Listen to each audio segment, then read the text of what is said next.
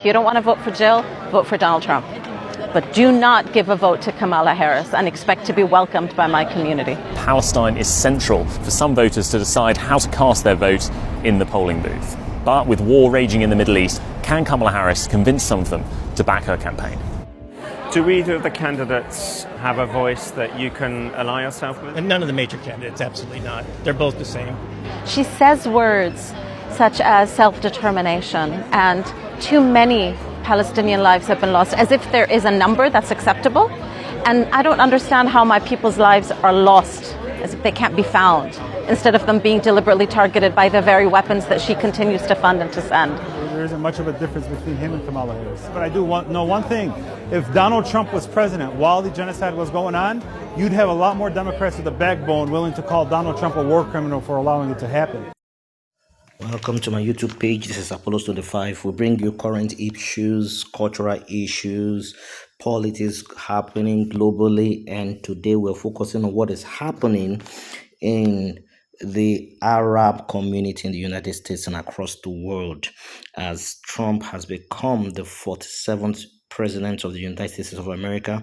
We just saw a video content that was put out there by a content creator where the Arab community showed complete solidarity for the Trump administration. But with recent developments and nominees that have been made by the Trump administration, we see a backlash of disappointment that is being displayed by the Arab community, especially the top foreign policy nominees, who are staunch supporters of Israel: Mike Huckabee, Stephen Witkoff, Macron Reubio, and Elise Stefanie. And so you look at these names, they are staunch members or staunch supporters of the Arab community. And as it's where no Arab or Muslim American has been nominated so far for any top position in the Trump administration. And so there's a lot of dissatisfaction in the Arab community concerning these decisions that have been taken so far with Trump, even with the statements recently about taking over the Gaza Strip and displacing the Palestinians into various Arab nations. And if they refuse, he will make them accept them. So we want to look at some contents that have to do with the dissatisfaction that is being displayed by the Arab community. Then we'll come back and we'll hear what your thoughts and opinions are. So let's watch.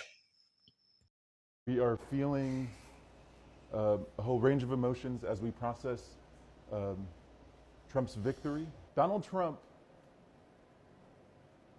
is playing our communities, is playing American voters, is playing the Arab and Muslim community. And it is failed democratic leadership that is allowing him to do that. I mean, the folks who voted for Trump are not theoretical to me. The folks who voted for Trump are my cousins, my friends, people who were tasked with a very difficult task of carrying a lot of grief and trying to do a politically savvy thing at the same time. Well, no surprise that Dearborn Heights, and city of Hamtramck voted all for President Trump. I think that there were a clear indication that this community was truly upset, angry at the Biden-Harris administration. So welcome back, guys. You just saw the video clips and what was said, and this disappointment is causing not just across the Arab community, but also Black Americans, and the Latinos are like the ones getting the heat back to back because of a lot of displacement in terms of job relocation back to their places, people being deported in their numbers.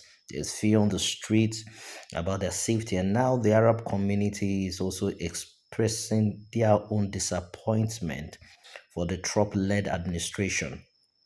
And it's just few weeks into this administration, there's been so much tension in the air, contention.